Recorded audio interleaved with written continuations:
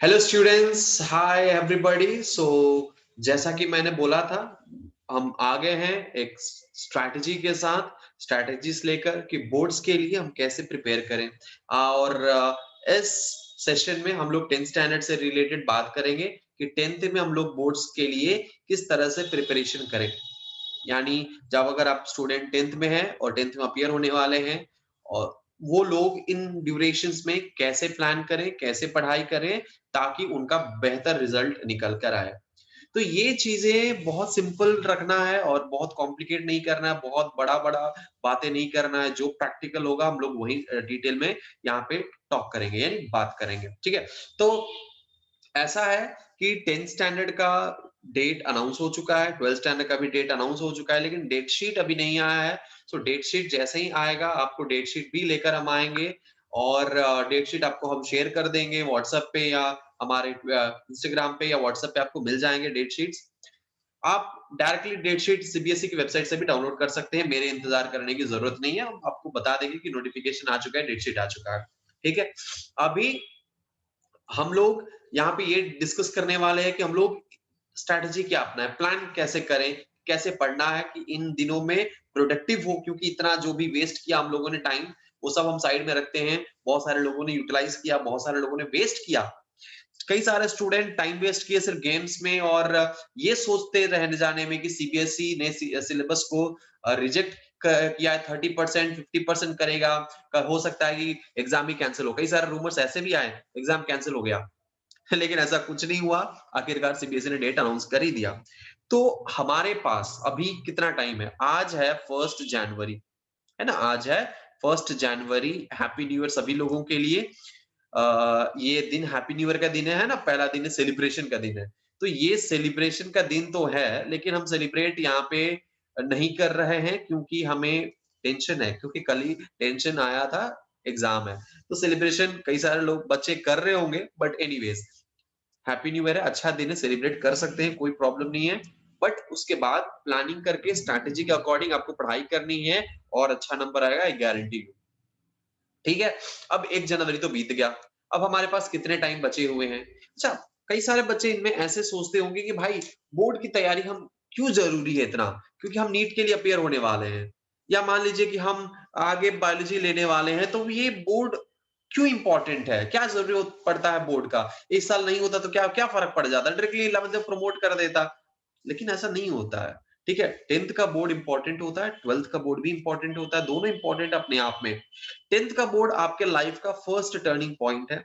उसके बाद आपके यही डिसाइड करेगा कि आपका लाइफ किस डायरेक्शन में जाने वाला है। मार्क्स इम्पोर्टेंट नहीं होता है, लेकिन यहाँ पे मार्क्स इम्पोर्टेंट होता है। लोग कहते हैं कि मार्क्स इम्पोर्टेंट नहीं है, हम भी कहते हैं कि मार्क्स इम्पोर्टेंट नहीं है। यस, मार्क्स इम्पोर्टेंट नहीं है, लेकिन एक एलिजिबिलिटी होना चाहिए कि हम इस काबिल हैं। वो एलिजिबिलिटी देखना है आपको, ज़रूरी है। और मार्क्स कई सारे जगहों पर माँगा जाता है आज के डेट में। ऐसा तो नहीं करना चाहिए। मेरे अकॉर्डिंग अगर देखा जाए तो इंसान के टैलेंट की ज़रूरत पड़ती है, यूनिकनेस हर इंसान के पास है, हर स्टूडेंट के पास यूनिकनेस है, तो वो यूनिक पॉइंट से आप अपना लाइफ में एक्सेल कर सकते हैं। मार्क्स और एक पेपर शीट आपको फ्यूचर डिसाइड नहीं कर सकता है। आपका फ्यूचर डिसाइड करेगा आपका अपना टैलेंट, आपका यूनिक टैलेंट जो हर एक बच्चे के पास है। तो हम क्यों ये सब एग्जाम वगैरह मार्क्स का बात करते हैं?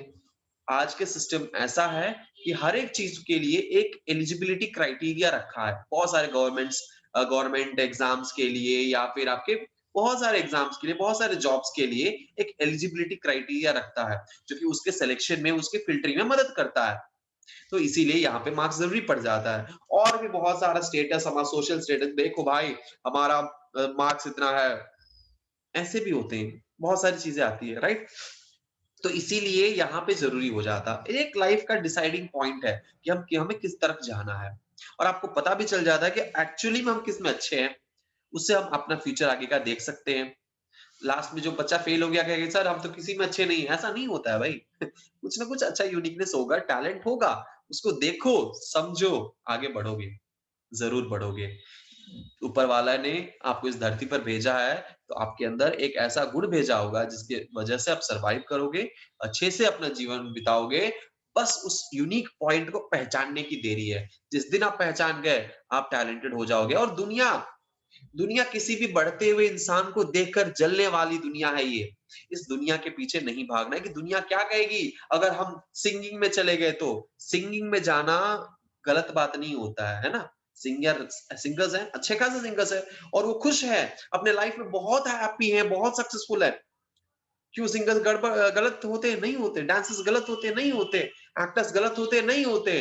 जो इंस्ट्रूमेंट प्ले करते हैं गलत होते हैं? नहीं होते। भाई अलग-अलग यूनिक पॉइंट्स है, हर चीज़ कर सकते हैं आप। जो आपके पास टैलेंट है उससे आगे बढ़ सकते हैं। कोई भी काम छोटा या बड़ा नहीं होता। अगर आपके मन में सोशल सर्विस है, सोशल सर्विस में जा सकते हो, एनजीओ में जा सकते हो, बहुत सारे फील्ड्स ओपन है भाई, रिसर्च में जा सकते हो, डॉक्टर बन सकते हो, इंजीनियर बन सकते हो, पायलट बन सकते हो, एयर होस्टेस बन सकते हो, कुछ भी बन सकते हो भाई। आपके पास वो टैलेंट है, उस टैलेंट को पहचानो और आगे बढ़ो। And don't go for jobs, go for profession. आपको प्रोफेशन चूज़ करना है, जॉब नहीं। इसीलिए उसी अकॉर्डिंग से आपको प्लान करना होता है लाइफ में। खैर, लाइफ तो बहुत दूर की बात है, अभी हम स्ट्रैटेजी बोर्ड्स के लिए देख लेते हैं, राइट? तो बोर्ड्स के लिए हम लोग क्या-क्या प्रिपेयर करें, कैसे प्रिपेयर करें? तो हम हमारा 1 दिन तो निकल गया। अभी कौन-कौन सा मंथ बचा है? हमारा बचा है फ़रवरी पूरा का पूरा। अच्छा, जनवरी तो अभी पूरा बचा है ना क्या? तो जनवरी पूरा अभी बचा है, 1 दिन गया है। उसके बाद हमारे पास है मार्च, उसके बाद हमारे पास है अप्रैल। मई में 3 दिन बचा है, ठीक है? मई में कितना दिन बचा है? 3 दिन बचा है और वो 3 दिन हम हटा देते हैं, उसकी कोई ज़रूरत नहीं है क्योंकि वो 3 दिन का कैसे चला जाएगा डर में और अंदर घबराहट में कि पता भी नहीं चलेगा, है ना? तो जनवरी में कितना दिन बचा है अभी? 30 दिन बचा है। फ़रवरी में कितना इस साल 28 डेज़ ही है, बहुत कम दिया है, 1 दिन एक्स्ट्रा कर देता तो क्या हो जाता? एनीवेज़ मार्च में भी आपके 31 डेज़ हैं, अप्रैल में आपके 30 डेज़ हैं, ऐसा ही होता है ना? जनवरी, फरवरी, मार्च या मार्च में 31 डेज़। तो टोटल पुट टुगेदर हमारे पास होंगे 120 अप्रॉक्सिमेटली 119 से लेकर 120 डेज़ होंगे, ठीक है? आज मिला दें तो 120 डेज़ हैं, आज अगर नहीं मिलाएँ तो 119 119 दिन बचे हैं। 119 दिन बचे हैं और आपके पास सब्जेक्ट कितने हैं? आपके पास टोटल सब्जेक्ट हैं हाउ मच? आपके पास टोटल सब्जेक्ट है 5। सो हमारे पास डेज कितने हैं? हमारे पास डेज हैं 119 प्लस ग्रेस मार्क्स कह रहे हैं, ग्रेस डेज 3 डेज। ये आपके मई का है। 119 दिन सब्जेक्ट कितने हैं? हमारे पास है सब्जेक्ट 5, है ना? सब्जेक्ट 5 है और अगर हम इस हिसाब से देखा जाए तो 119 डिवाइडेड बाय 5 होना चाहिए, ठीक है? तो अगर हम 119 को हम 5 से डिवाइड करते हैं तो हमें कितना मिलता है? अप्रॉक्सिमेटली 27 पॉइंट समथिंग आएगा या put together in and around हम 28 डेज मान के चलते हैं कि हमारे पास एक सब्जेक्ट के लिए 28 डेज है, ठीक है? तो अगर एक सब्जेक्ट के लिए 28 डेज आपके पास होते हैं, है ना? 5 2 सा 10 और 19 आएगा तो 5 3 सा 15 28 डेज़ नहीं आएँगे। कितने आएँगे कैलकुलेट कर लीजिए। यहाँ पे हम देखिए कैलकुलेट करते हैं। 5 1 सा 5 5 2 सा 10 आपका टेस्ट हो गया देखिए। 5 3 सा 15 है ना? 23 पॉइंट सम डेज़ आएँगे, राइट? सो पुट टुगेदर हम मान के चलते हैं कि हमारे पास है 24 डेज़। तो ये 24 डेज एक सब्जेक्ट के लिए है। कितने सब दिन के लिए? एक सब्जेक्ट के लिए है। तो 5 सब्जेक्ट है जिसमें आपका इंग्लिश आएगा, उसके बाद क्या आएगा? उसके बाद आएगा आपका हिंदी आएगा, इंग्लिश हिंदी होता है, मैथमेटिक्स होता है, ठीक है? मैथमेटिक्स होता है, साइंस होता है, सोशल साइंस होता है, सोशल साइंस होता है। ठीक है? इंग्लिश होता है, हिंदी होता है, सोशल साइंस होता है, कंप्यूटर साइंस भी होता है ना? कंप्यूटर साइंस होता है। कुछ लोग अगर संस्कृत लेते हैं, तो संस्कृत भी होता है और अपना-अपना languages depend upon in which state you are, ठीक है? डिफरेंट डिफरेंट लैंग्वेजेस होते हैं। तो ये लैंग्वेज है, राइट? तो ये 5 सब्जेक्ट्स आपके हैं और इन 5 सब्जेक्ट्स में आपको चूज़ करना है कि कौन-कौन सा सब्जेक्ट इम्पोर्टेंट है सबसे ज़्यादा, टाइम कंज्यूमिंग है। तो टाइम कंज्यूमिंग सब्जेक्ट्स में आएँगे हमारे साइंस और मैथ। साइंस और मैथ सबसे ज़्यादा टाइम कंज्यूमिंग होते हैं। उसके बाद आता है आपका सोशल साइंस और इंग्लिश। उस कंप्यूटर साइंस और हिंदी ये सब चीज़ें बहुत कम टाइम इसमें देना पड़ता है और ईज़ी भी होता है, राइट? आई मीन अपना अपना सब्जेक्ट की कॉम्प्लेक्सिटीज है, बट स्टिल बाकी comparative to your math and science, your computer science, Hindi, Sanskrit, वो सब बहुत ही सिंपल होता है, सो उसमें ज्यादा टाइम नहीं लगता है। अब हम बात करेंगे सिर्फ साइंस का, तो मान लीजिए इसमें अगर डिवाइड करें, एक सब्जेक्ट का 24 डेज है, हम लेके चलते हैं कि 24 डेज है, और साइंस है, साइंस में है 16 चैप्टर, और सीबीएसई ने 16 चैप्टर में से 30% रिड्यूस कर दिया है, तो हम मान के चलते हैं 10 या 11 चैप्टर हो सकते हैं, फिजिक्स, केमिस्ट्री और बायोलॉजी। ठीक है, फिजिक्स, केमिस्ट्री और बायोलॉजी। अगर हम बायोलॉजी की बात करें तो इसमें 4 चैप्टर्स है मात्र, सो बचे हुए 6 या 7 चैप्टर्स होंगे आपके, जो फिजिक्स और केमिस्ट्री से हो सकते हैं। ठीक है, तो 4 चैप्टर है। अब हमारे पास डे है 119। अब इसमें हम ये सब कैलकुलेट नहीं करेंगे कि उठने में, ब्रश करने में मुझे इतना टाइम लगता है, मुझे इतना घंटे इसमें लगता है, नहीं। आपको देखना है, आप अपने हिसाब से कैलकुलेट कर सकते हो।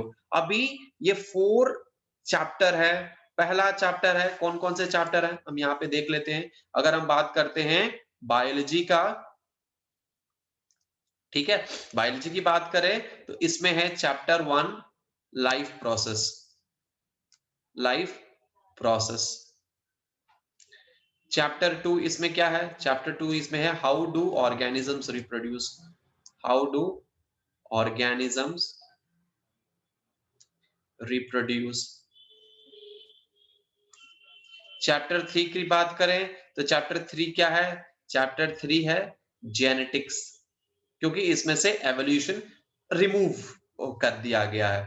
चैप्टर 4 क्या है, चैप्टर 4 है आवर एनवायरनमेंट,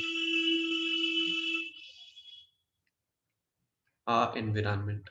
तो ये जो हमारा आवर एनवायरनमेंट है, तो हमारा 4 चैप्टर है। इस 4 चैप्टर में सबसे कम टाइम कंज्यूम करने वाले चैप्टर्स कौन-कौन से होंगे, तो ये जानना बहुत जरूरी है। तो सबसे कम में आएगा आवर एनवायरनमेंट। एक दिन में आप पूरा चैप्टर पढ़ सकते हैं, इतना छोटा चैप्टर है ये। ठीक है, अगर एक दिन इसमें देते हैं, कुछ घंटे देते हैं, तो आप पूरा चैप्टर अच्छे से पढ़ सकते हैं। ठीक है, फिर भी हम आपको देते हैं 6 घंटे इस पूरे चैप्टर को पढ़ने के लिए। ठीक है, एक दिन टाइम निकाल सकते हैं, एक दिन। अगर हम दिन के हिसाब से देखें तो ये एक दिन, डे कितना चाहिए इसको, 1 डे चाहिए। जेनेटिक्स भी छोटा सा है, बट थोड़ा सा उसमें टाइम देना पड़ेगा, इसको हम देते हैं 2 दिन। ठीक है, हाउ डू ऑर्गेनिजम्स रिप्रोड्यूस की बात करें, देखिए अभी क्योंकि टाइम कम बचा है, तो हमें पूरा डिटेल में घुस के पूरी तरीके से पढ़ने की जरूरत नहीं है। अभी हमें स्कोर बेस्ड, क्वेश्चन बेस्ड और कॉन्सेप्ट को बहुत ही सटीक और ब्रीफ और एग्जैक्ट पॉइंट टू पॉइंट हमें चीजों को समझना होगा, तब जाके हम एक कंप्लीट कर पाएंगे। नहीं तो देखिए, इतने सारे चैप्टर पढ़ने के लिए आपको पूरा साल दिया जाता है, क्यों दिया जाता है, वो अच्छे से पढ़ने के लिए दिया जाता है, वो टाइम बीत चुका है। अभी वो सब टाइम नहीं रह गया कि फिर से अच्छे से पूरा 16 का 16 चैप्टर पढ़े और सारा सब्जेक्ट पढ़े, we don't have enough time. ठीक है, हाउ डू ऑर्गेनिजम्स रिप्रोड्यूस, ये चैप्टर थोड़ा सा बड़ा है comparing to genetics and our environment. और लाइफ प्रोसेस भाई सबसे बड़ा है, क्यों, क्योंकि इसमें 4 पार्ट है, इसमें 4 पार्ट है।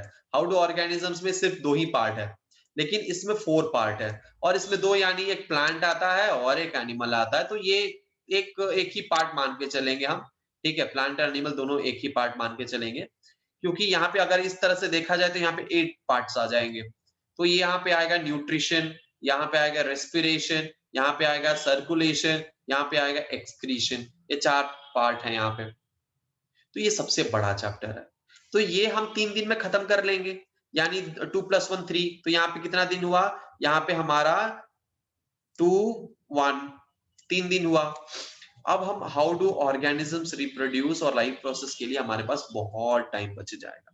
ठीक है, लेकिन फिर भी हम लोग क्या करेंगे, क्योंकि ये हमें मिला है सिर्फ और सिर्फ 24 डेज, और यहाँ पे सब्जेक्ट है 3, physics, chemistry and biology,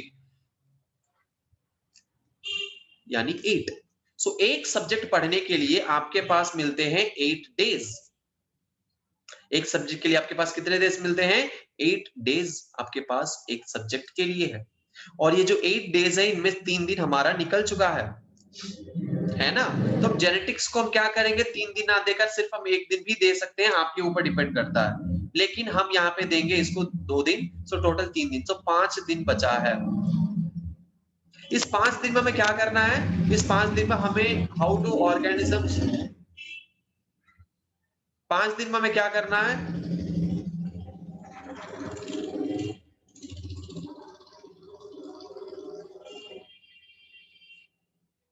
how do organisms reproduce है। ये हाउ डू ऑर्गेनिज्म रिप्रोड्यूस और लाइफ प्रोसेस बड़े-बड़े चैप्टर्स हैं। सो हम इसको यहाँ पे 2 दिन देंगे और इसको हम यहाँ पे 3 दिन देंगे। It will take some time. So total 8 दिन में बायोलॉजी आपका खत्म हो जाएगा। टाइम देना पड़ेगा बट खत्म हो जाएगा। ठीक है? अगर पूरे सारे चैप्टर्स पढ़ने हैं, सारे सब्जेक्ट पढ़ने हैं तो। लेकिन अगर देखिए यहाँ पे क्या है, हम आपको दिखाते हैं कि एक ऐसा है कि हमारे पास सब्जेक्ट कितने हैं? हमारे पास सब्जेक्ट हैं टोटल इतने। कंप्यूटर साइंस बहुत कम लगने वाले हैं, संस्कृत और हिंदी बहुत कम लगने वाले हैं। So math, science, English, social science ये सब के लिए हमारे पास है, तो 4 लेकर चल लेंगे। 24 है, 24 डिवाइडेड बाय यानी 119 है, इनमें से 4 करेंगे प्लस कुछ एक्स्ट्रा दिन रख लेंगे। हमें 2 दिन चाहिए संस्कृत के लिए, खत्म हो जाएगा। 2 से 3 दिन चाहिए कंप्यूटर साइंस के लिए, खत्म हो जाएगा। सो टोटल मान के चलिए 5 डेज, डिपेंड करता है कि क्या-क्या कैपेसिटीज हैं। ठीक है? तो ये 5 डेज लेकर हम यहाँ पे चलेंगे, 5 डेज में खत्म हो जाएगा। बाकी 119 में मान के चलो कि हम दे देते हैं 20 दिन। इस 20 दिन में हम दे देंगे कि हम कंप्यूटर साइंस और संस्कृत दोनों पढ़ लेंगे। ठीक है? तो 20 दिन बहुत ज़्यादा हो जाएगा, जिसमें प्रैक्टिकल वगैरह सब आप लोग ऐड कर सकते हो और ये सब मिलाकर हम 20 दिन यहाँ पे ले रहे हैं। ठीक है? क्या-क्या दे रहे हैं? प्रैक्टिकल्स हम यहाँ पे ऐड कर रहे हैं, प्लस हम यहाँ पे कंप्यूटर साइंस ऐड कर रहे हैं, उसके बाद हम लैंग्वेज ऐड कर रहे हैं, कोई भी एक लैंग्वेज हो। ठीक है? तो ये तीनों मिलाकर कितना दिन हम मिल रहा है? 19 दिन। 19 दिन हम दे रहे हैं इसको। ठीक है? क्या दे रहे हैं? 19 दिन दे रहे हैं। सो हमारे पास 100 दिन बचे हुए हैं। डेज़ रिमेनिंग कितना है? 100 डेज़ है। सब्जेक्ट कौन-कौन से हैं? English, math, science and social science. So language भी हम इसमें इंक्लूड कर सकते हैं यहाँ पे। बट एनीवेज़, सो हम थोड़ा-सा इसको लेकर चलेंगे।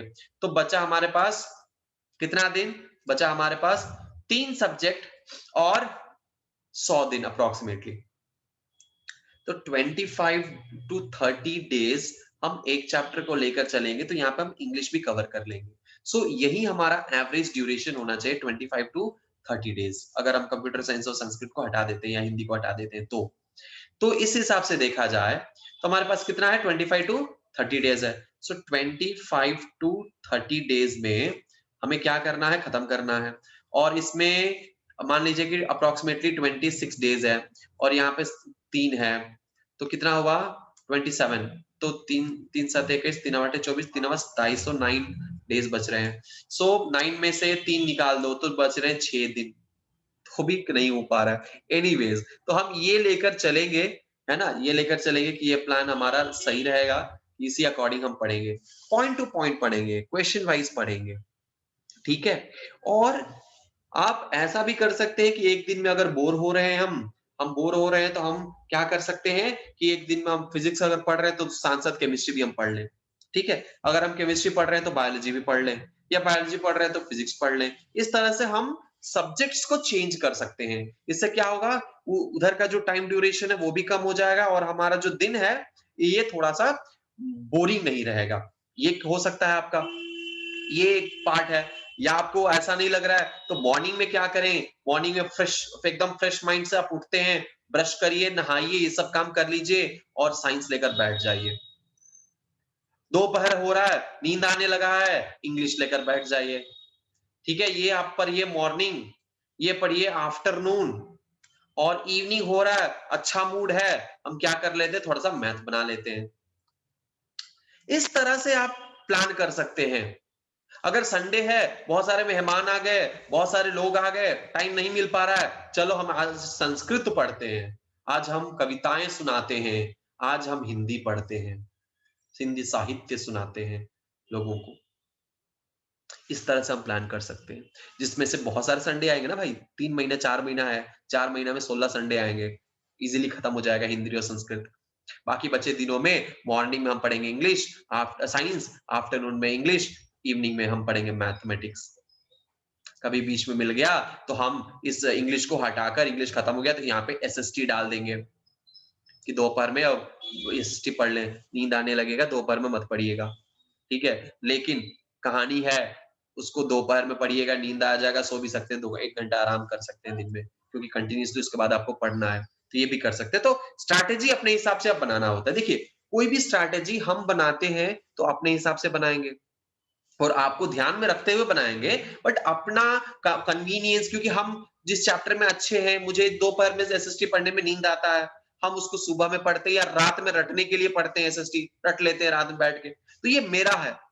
मुझे कॉम्प्लिकेटेड चीज़ों को मॉर्निंग पढ़ना मज़ा आता है, क्योंकि कॉम्प्लिकेटेड है, दिन का फ्रेश शुरुआत करेंगे, माइंड फ्रेश रहेगा, अच्छे से याद होगा। तो इसके बाद जितने भी आपको स्ट्रैटेजीज़ हैं, ये सारे खुद में डिसाइड करना होता है कि मेरा कन्वीनियंस किसमें है, मैं बेहतर किसमें हूँ। मुझे रात में किसी का होता है कि रात में बहुत लेट तक सोते हैं। आई मीन रात में बहुत लेट में से सोते हैं, 12 बजे 1 बजे के बाद सोते हैं, क्योंकि उनमें रात में पढ़ सकते हैं, वो दिन में सुबह में जल्दी उठ नहीं पाते, तो वो उनको रात में पढ़ लो, कोई दिक्कत नहीं है। किसी-किसी को होता है कि 9 बजे 10 बजे सो जाएँगे, लेकिन सुबह में 4 बजे एकदम जग जाएँगे, एकदम ऐसे सुबह में इस ठंडी में भी लोग 4 बजे जग रहे हैं भाई। 11th वाले क्या ज़रूरत है 4 बजे जगने का? सच बता रहे हैं, आई एम सो सरप्राइज़्ड कि इस ठंड में, जहाँ पे हम ये पहने हुए हैं और 4 बजे बच्चे जग रहे हैं। It's really amazing amazing. हम नहीं जगे थे आज तक 4 बजे ठंड में। कोयम्बतूर में तो ठंड नहीं पड़ता है, बट एनीवेज़ हम नहीं जगे थे। पर पिताजी उठाएँगे 4 बजे, आधा घंटा 1 घंटा तो ऐसे झपकी लेते रहेंगे हम, है ना? फ्रेश होने में 5 बज जाता था।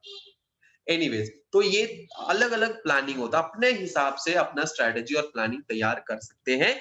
ये हमने सिर्फ़ यहाँ पे आपको एक ओवरव्यू दे दिया है और इसी के हिसाब से आपको ये सब दिमाग में रखते हुए आपको स्ट्रैटेजीज़ बनानी होती है। देखिए, एक बार प्लानिंग बनाइए तो stick to that plan, stick to that point, stick to that strategy. 19-20 होता रहता है, कभी कुछ सिचुएशन बदल सकता है, लेकिन 100% एक्यूरेसी लाने की हमेशा कोशिश रहनी चाहिए। अगर 100% एक्यूरेसी लाते हैं आपके स्ट्रैटेजिस के साथ, आप स्टिक रहते हैं एकदम, तो कम से कम 95 आपका परसेंटेज ऑफ स्ट्रैटेजी काम कर जाएगा और उतना काफ़ी होगा, बेहतरीन से बेहतरीन स्कोर आप ला सकते हैं। याद रखिएगा, अगर आपका स्कोर एग्रीगेट 50% से ऊपर रहता है, तो एक थोड़ा-सा हम इज़्ज़त के ला सकते हैं कि हाँ, चलो 50 से ऊपर था। 50 से नीचे आया, तो भाई इज़्ज़त जो है वो जाने लगती है कि जस्ट पास हुआ है बच्चा, 3rd क्लास है, ठीक है? और अगर 90 अबव है परसेंटेज, तो भाई आपका अलग जलवा है, ठीक है? तो ये सब थोड़ा-सा स्ट्रैटेजी और प्लानिंग पे ध्यान दीजिएगा। प्लान करिए, आज के दिन रात तक बैठिए, देर रात तक बैठिए, कॉफ़ी लीजिए, चाय लीजिए, ठंडा में रज़ाई में घुस के बैठिए, लेकिन एक प्लान तैयार करिए, अपना स्ट्रैटेजी तैयार करिए, खुद का स्ट्रैटेजी होना चाहिए। उस स्ट्रैटेजी से कल सुबह से पढ़ना शुरू कर दीजिए, लग जाइए, मेहनत करिए और ये 10th कभी आपको ये 10th आपको कभी रुलाए नहीं, ऐसा पढ़ाई करिए, नहीं तो ज़िंदगी भर के लिए भाई लोग पूछते रह जाएँगे, "तेरा तेरा मार्क कितना था 10th में?" हमारे पिताजी आज भी कहते हैं कि, "तेरा मार्क कितना था 12th में?" ठीक है? तो वो हमेशा आपको ये कहेंगे लोग, इसीलिए आप थोड़ा-सा प्लान करिए, स्ट्रैटेजी के साथ पढ़िए और अगर आपको बहुत सारी चीज़ें हैं, कुछ गाइडेंस की ज़रूरत है और आपको मेरा नंबर की ज़रूरत है, तो इस नंबर पे कॉन्टैक्ट कर सकते हैं। गाइडेंस 8908267708 पे आप कॉन्टैक्ट कर सकते हैं। आपको मेरे बनाए हुए प्रीवियस ईयर क्वेश्चंस चाहिए। प्रीवियस ईयर क्वेश्चन तो हम क्या बनाएँगे? यानी इम्पोर्टेंट क्वेश्चन चाहिए, जो कि आ सकता है कई दिनों के मेहनत के बाद हमने एक सेट तैयार किया है, जिससे हम ये कह सकते हैं कि ये क्वेश्चंस आ सकते हैं। तो वो आपको चाहिए तो हमें कमेंट बॉक्स में बताइए और या फिर इस नंबर पे कॉन्टैक्ट करिए। ये हमारा व्हाट्सएप नंबर है और इस व्हाट्सएप नंबर पे कॉन्टैक्ट करिए और उसके बाद हम लोग एक और वीडियो बनाएँगे जिससे हम बताएँगे कि आगे हमारा 10th स्टैंडर्ड का नया बैच कब शुरू होने वाला है, नए बैच, नए सेशन के लिए एग्ज़ाम के बाद। एग्ज़ाम के बाद 9th और 10th दोनों शुरू होने वाला है और 10th स्टैंडर्ड का जो एक क्रैश कोर्स है, वो चल रहा है और उस क्रैश कोर्स में आप जॉइन कर सकते हैं। नया बैच हम शुरू कर सकते हैं, बट ये एग्ज़िस्टिंग बैच में आप जॉइन करना चाहते हैं, तो आप उसमें भी जॉइन कर सकते हैं। ठीक है, और ज्वाइन करने के लिए कांटेक्ट करिए इस नंबर पे, जो कि 2 महीने के अंदर आपको पूरा 10th स्टैंडर्ड का बायोलॉजी डिटेल में क्लियर कर देंगे। ठीक है? उसके साथ-साथ आपको प्रीवियस ईयर के क्वेश्चंस पेपर्स अवेलेबल है, नेट पे जाइए, सर्च करिए और आपको भर-भर के क्वेश्चंस मिलेंगे। वो सब क्वेश्चन प्रैक्टिस करिए। याद रखिएगा, थियरी क्लियर करने का समय बहुत पीछे छूट चुका है। इसीलिए क्वेश्चन वाइज़ प्रैक्टिस करिए, इम्पोर्टेंस को ध्यान में रखते हुए ज़्यादा किस में से क्वेश्चंस आएँगे, ये ध्यान में रखिएगा हमेशा। और अगर हम बात करें 10th में, तो 10th की बायोलॉजी की बात करें, तो 10th बायोलॉजी में life process, how do organisms reproduce यानी रिप्रोडक्शन, जेनेटिक्स, इन तीनों चैप्टर को मिलाकर अप्रोक्सीमेटली 23 क्वेश्चंस आएंगे। ठीक है, यानी 23 मार्क्स के आएंगे। और लास्ट एनवायरनमेंट, इस पर्टिकुलर चैप्टर से 5 मार्क्स आएंगे। और इनमें से मोस्टली लाइफ प्रोसेस सबसे ज्यादा आएगा, अराउंड 10 टू 14 मार्क्स के क्वेश्चंस लाइफ प्रोसेस से आएंगे। जेनेटिक्स से अराउंड 3 टू 5 मार्क्स के क्वेश्चन आएंगे, और बचे होंगे वो रिप्रोडक्शन से आएंगे। ठीक है, कितने बचे हैं कैलकुलेट कर लो। तो ये कुछ इंपॉर्टेंट है, तो इसलिए ध्यान रखिएगा कि किसको पहले इंपॉर्टेंस देना है। ठीक है, लाइफ प्रोसेस सबसे बड़ा चैप्टर है, टाइम लगेगा पढ़ने में। रिप्रोडक्शन उसके बाद, सो डिफिकल्टी लेवल में ये हम इसको देंगे 4 स्टार, 5 स्टार दे दिए। उसके बाद हम इसको क्या देंगे, इसको देंगे हम 4 स्टार, इसको देंगे हम 2 स्टार, इसको देंगे हम 1 स्टार, क्योंकि एवोल्यूशन हटा दिया है ना। तो इसीलिए सबसे ज्यादा आपको फोकस करना है लाइफ प्रोसेस और रिप्रोडक्शन में, क्योंकि इसी में से मैक्सिमम क्वेश्चंस आएंगे। और जेनेटिक्स भी आपको रखना है, सारा चैप्टर पढ़ना है, ओमिट किसी को नहीं करना है। ये बात को ध्यान में रखते हुए एक प्लानिंग तैयार करिए, एक स्ट्रेटेजी तैयार करिए अपना खुद का, और लग जाइए, मेहनत करते रहिए। और हम ऐसे ही वीडियोस हमेशा डालते रहेंगे, जब भी मौका मिलेगा आपके लिए हम वीडियोस लेकर आएंगे। और क्रैश कोर्स चल ही रहा है, उस क्रैश कोर्स में भी आप ज्वाइन कर सकते हैं। ऑनलाइन क्रैश कोर्स चाहिए, कितने लोगों को ऑनलाइन क्रैश कोर्स चाहिए, नीचे कमेंट बॉक्स में बताइए कि मुझे क्रैश कोर्स ऑनलाइन चाहिए। तो ऑनलाइन भी, इंडिया में कहीं भी बैठे रहिए, आपको ऑनलाइन क्रैश कोर्स हम देंगे मिनिमम फीस में। ठीक है, क्योंकि मेहनत करेंगे तो थोड़ा बहुत चार्ज करेंगे, और वो चार्जेस आपको बहुत ही मिनिमम रहेगा। बाकी सब जितने भी जगह आप पढ़ रहे होंगे या पढ़ते होंगे, ऑनलाइन ऑफलाइन कहीं भी, हम एक पर्टिकुलर फोकस्ड हम क्लास चलाएंगे, क्रैश कोर्स चलाएंगे, उसके लिए मिनिमम फीस चार्जेस होंगे जो आपको पे करने होंगे ऑनलाइन मोड से। सो बाकी सारे डिटेल्स हम बाद में आपको टाइम टू टाइम बताते रहेंगे। आप कमेंट बॉक्स में बताइए कि आपको चाहिए कि नहीं चाहिए क्रैश कोर्स ऑनलाइन। ठीक है, चलो। और अभी जो एग्जिस्टिंग बैच है उसमें ज्वाइन करना है, तो इस नंबर पे कांटेक्ट कर सकते हैं और आप ज्वाइन कर सकते हैं। तो आज के लिए बस इतना ही, मिलते हैं अगले क्लास में। तब तक के लिए हम बस यही बोलेंगे कि डू योर बेस्ट वर्क। ठीक है, अपना बेस्ट दीजिए। हम हमेशा कहते हैं कि हर चीज में इन्वॉल्व होना जरूरी नहीं है, लेकिन जिस चीज में हो उसमें बेस्ट रहो। Be the best in whatever you are. ठीक है, और वो बेस्ट अगर रहते हो तो आप सक्सेस जरूर आपको मिलेगा। ठीक है, सक्सेस का स्पेलिंग सही है ना? सक्सेस का स्पेलिंग सही है।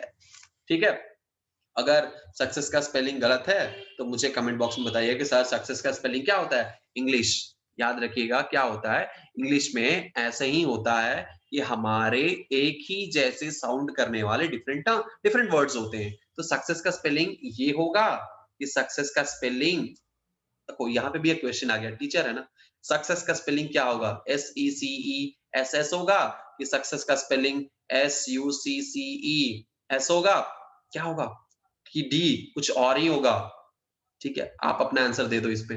ठीक है, तो आप इसका भी आंसर कमेंट बॉक्स में दे दीजिए, शायद हमारा सही हो या गलत हो, आप मुझे बताइए। मिलते हैं अगले क्लास में, तब तक के लिए अपना ख्याल रखिए, पढ़ते रहिए, और हाँ, गुड लक।